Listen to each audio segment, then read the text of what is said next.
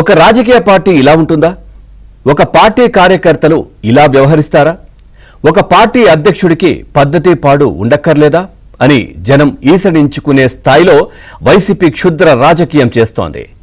అవినాష్, అనంతబాబు ఇలా అనేక నేరాల్లో ఆరోపణలు ఎదుర్కొంటున్న వారికి అండగా నిలుస్తోన్న జగన్ రెడ్డి అసలు బలమేంటి? ఇక ఎందుకు జగన్ రెడ్డి లంపెన్ల నాయకుడిగా మారారు?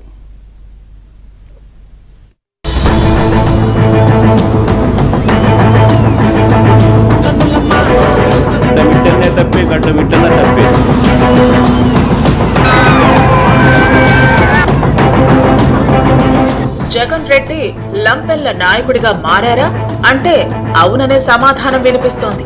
అసలు లంపెన్ అంటే అదేదో భూత పదం కాదండోయ్. గంజాయిగాళ్లు, రౌడీలు, ఆవారాగాళ్లు, జీవితంపై లక్ష్యం లేని వాళ్లు, వీరికి తోడు కులం, మతం పేరుతో రెచ్చగొట్టే కొంతమంది నిరుపేదలతో జగన్ రెడ్డి రాజకీయం చేస్తున్నారా అనే అనుమానాలు రేకెత్తుతున్నాయి. ఇంకా చెప్పాలంటే ఆర్థికంగా స్థిరత్వం లేనివారు, పనులు చేయటానికి బద్దకించేవారు, కుటుంబ బాధ్యతలు లేనివారు, ఉన్నా పట్టించుకోనివారు, తాగుడు గంజాయిలకు అలవాటు పడిన వారని లంపెన్లు అంటారు.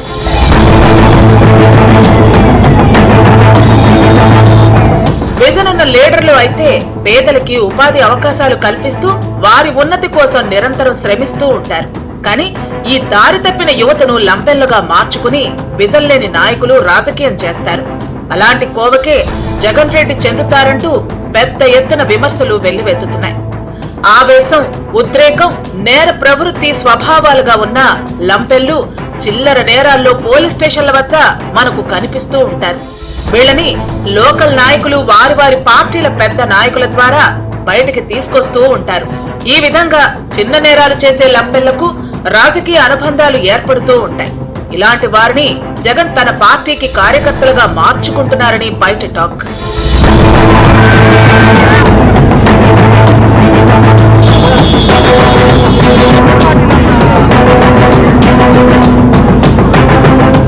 ఓదార్పు యాత్ర అంటే ఎలా ఉండాలి జగన్ రెడ్డి? వైసీపీ హయాంలో పోలీసుల చేతిలో నడి రోడ్డుపై హింసకు గురైన డాక్టర్ సుధాకర్ లాంటి వారిని పరామర్శిస్తే ఒక అర్థం ఉంది. కానీ రెచ్చిపోతున్న రౌడీ షీటర్లపై కఠినంగా వ్యవహరించిన పోలీసులను తప్పుపట్టి అదే రౌడీ షీటర్లను పరామర్శించే వారిని ఏమంటారు జగన్ రెడ్డి?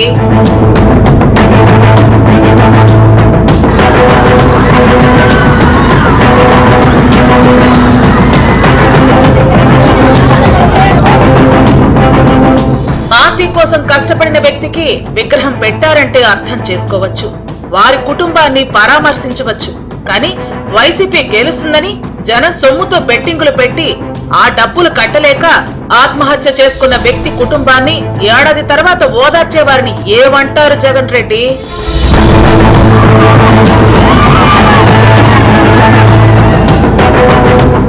అధికారంలో ఉన్నా ప్రతిపక్షంలో ఉన్నా బూతులే వైసీపీ రాజ్యాంగమా? దాడులే ఆ పార్టీ విధానమా జగన్ రెడ్డి?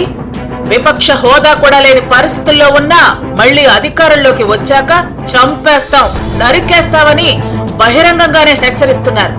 ఎవడైనా రాని తొక్కి పడేస్తాం. 2029లో వైఎస్ఆర్సీపీ వచ్చిన వెంటనే గంగమ్మ తల్లి జాతరలో వేట తలలు నరికినట్టు రప్ప రప్ప నరుకుతా నా కొడకల్లారా. వైఎస్ రాజారెడ్డి రాజ్యాంగం పల్నాడు నుంచి మొదలు అన్న వస్తాడు, అంతు చూస్తాడు. ఇవి సైకోల ఫ్లెక్సీల సారాంశం. సరైన నాయకుడైతే ఏమంటాడు? వీటిని ఖండిస్తాడు. నరకడం, చంపడం ఇవి కాదని ఆ డైలాగులు సినిమా పరంగానే చూడాలని వారిస్తాడు. కానీ జగన్ రెడ్డి సెపరేట్ కదండి, అలా అనలేదు. సినిమా డైలాగును కూడా ఫ్లెక్సీగా పెట్టుకోకూడదా అంటూ వారిని ప్రోత్సహించేలా మాట్లాడారు. మళ్ళా చెప్పమా, పూర్తి డైలాగ్ చెప్పాలా? ఆ పూర్తి డైలాగ్ చెప్పదు ఏంది? మళ్ళా కొంచెం మైక్ తీసుకొని చెప్పు, బాగా వినపడుతుంది నాకు.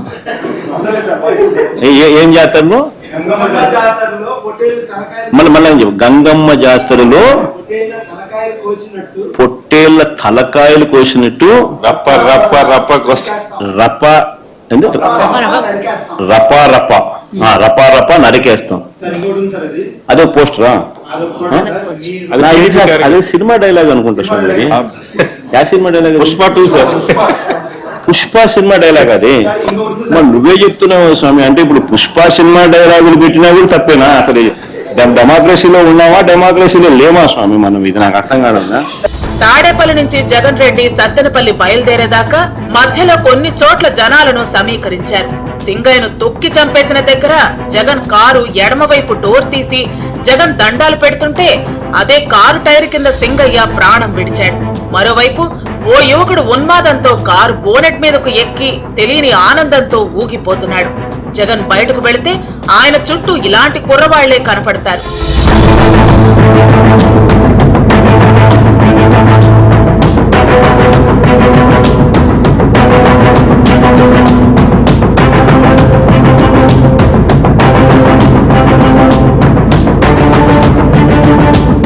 జగన్ రెడ్డికి తన మీదే తప్ప ప్రజాస్వామ్యం మీద నమ్మకం లేదు. ఓదార్పు యాత్రల ద్వారా వైసీపీని సజీవంగా ఉంచాలని జగన్ రెడ్డి భావిస్తున్నారు. అయితే ఈ యాత్రల్లో ప్రజా సమస్యల ప్రస్తావన ఉండదు. ఈ యాత్రల్లో చంద్రబాబు మీద విమర్శలు మాత్రమే ఉంటాయి. కాసేపు హంగామా సృష్టించడానికి లంపెళ్లు ఉంటారు.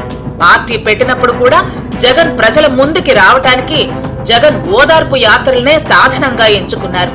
డ్రామాలకు లంపెళ్లు సరిపోతారు. ఈ లంపెళ్ల వ్యవహారంతో మరోసారి రాజకీయం చేసి ప్రజల్ని తొక్కి పడేద్దామని జగన్ రెడ్డి ప్రయత్నిస్తున్నారు. ఈ లంపెళ్లకు చిన్నపాటి అధికారం దక్కినా ఏం జరుగుతుందో గత జగన్ రెడ్డి హయాంలో ఆంధ్ర రాష్ట్ర ప్రజలు చూశారు. ప్రభుత్వం తీసుకునే ప్రజా వ్యతిరేక నిర్ణయాలపై ఆందోళనలు, నిరసనలకు పిలుపునివ్వటం ప్రతిపక్షాలు సర్వసాధారణంగా చేసే పని. కానీ జగన్ చేస్తున్న ఆందోళనలు వేరు. వైసీపీ అధికారంలో ఉన్నప్పుడు విపక్షంలో ఉన్న తెలుగుదేశం పార్టీకి కనీసం జిల్లాలో పర్యటనలు చేసే అవకాశం కూడా ఇవ్వలేదు. సాక్షాత్తు టీడీపీ అధినేత చంద్రబాబునే అడుగడుగున ఆంక్షలతో అడ్డుకున్నారు. నాటి వైసీపీ ప్రభుత్వానికి వ్యతిరేకంగా సభలు, సమావేశాల నిర్వహణపై ఆంక్షలు విధిస్తూ ఏకంగా జీవో నెంబర్ 1ని విడుదల చేశారు. 2023 ఆగస్టులో టీడీపీ అధినేత చంద్రబాబు సాగునీటి ప్రాజెక్టు సందర్శనలో భాగంగా అన్నమయ్య జిల్లాలో అంగళ్లు కూడలి వద్దకు చేరుకున్న సమయంలో పోలీసులు ఆయన్ను అడ్డుకోవడమే కాకుండా హత్యాయత్నం కేసుతో పాటు రోడ్ షోలో హింసను ప్రేరేపించారంటూ మొత్తం 254 మంది టీడీపీ నాయకులు, కార్యకర్తలపై కేసు పెట్టారు. ఈ కేసులో చంద్రబాబును A1 గా పెట్టారు.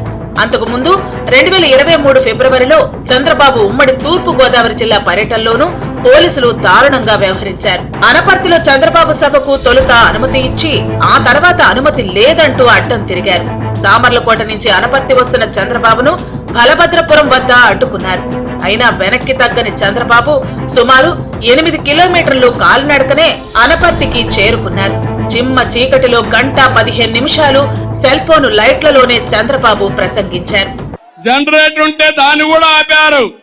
అంటే ఏంటి అరాచకం నాకు అర్థం కాల. పోగాలం దాపరిస్తే ఆ సైకో ఎక్కడ పోతాడో, ఏ జైలుకు పోతాడో నాకు తెలియదు. కానీ ఈ పోలీసులు కూడా గుర్తుపెట్టుకోవాలి. ఎన్నికల సమయంలో సిద్ధం సభల ప్రాంగణంలో చంద్రబాబు, లోకేష్, పవన్ కళ్యాణ్ ఫ్లెక్సీలు పెట్టి వాటిని వైసీపీ కార్యకర్తల చేత కొట్టించి శాడిజం చాటుకున్నారు.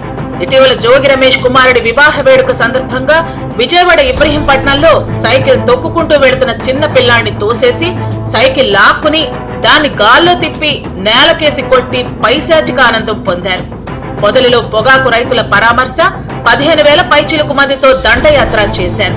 ఆ సమయంలో రాజధానిపై జగన్ బ్యాచ్ చేసిన వ్యాఖ్యలకు శాంతియుతంగా నిరసన తెలుపుతున్న మహిళలపైన, పోలీసులపైన వైసీపీ మూకలు దాడులు చేశాయి. ఈ కేసులో 24 మందిని అరెస్టు చేయగా వారిలో 9 మందికి నేర చరిత్ర ఉన్నట్లు స్పష్టమైంది.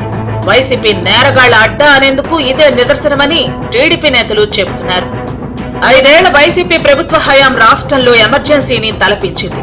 టీడీపీ అగ్రనేతలు మొదలు సామాన్య కార్యకర్తల వరకు జెండా పట్టుకోవడానికి వణికిపోయే పరిస్థితులు కల్పించారు. కేసులు, అరెస్టుల పేరుతో బీభత్సం సృష్టించారు. పల్నాడు ప్రాంతంలో చంద్రయ్య, జల్లయ్య మొదలు ఎంతో మంది నాయకులు, కార్యకర్తలను వెంటాడి నరికి చంపారు. చంద్రబాబు మొదలుకుని అచ్చెన్నాయుడు, ధూళ్లిపాళ్ల నరేంద్ర, దేవినేని ఉమా, కొల్లు రవీంద్ర, చింతమనేని ప్రభాకర్, అయ్యన్న పాత్రుడు, అలాగే నాటి వైసీపీ రెబెల్ ఎంపీ రఘురామకృష్ణరాజు ఇలా ఏ ఒక్కరిని వదలకుండా అరెస్టు చేసి జైలుకు పంపి వేధించారు. సోషల్ మీడియాలో పోస్టులు పెట్టారంటూ రంగనాయకమ్మ, వెంగళరావు మొదలు వందలాది మందిపై కేసులు పెట్టి జైలుకు పంపారు. ఆ అరాచకాలను భరించలేకే ఎన్నికల్లో వైసీపీకి జనం బుద్ధి చెప్పారు. ఇంతటి దారుణ పరాజయం చవిచూసిన తర్వాత కూడా వైసీపీలో మార్పు రాలేదు. నేర చరిత్రలకు, నేరగాళ్లకు అండగా ఉంటామని జగన్ స్పష్టమైన సంకేతాలు పంపుతుండటంతో ఆయా శక్తులు మరింత రెచ్చిపోతున్నాయి.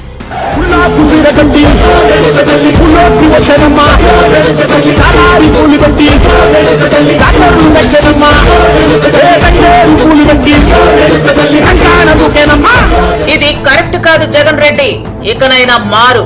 ప్రజా పాలన ఎలా ఉండాలో తెలుసుకో జగన్ రెడ్డి. ప్రభుత్వ తప్పిదాలను ప్రశ్నించు, అంతేకాని లంపెళ్లకు అండగా నిలుస్తూ రాష్ట్రాభివృద్ధికి ఆటంకం కలిగించకు జగన్ రెడ్డి.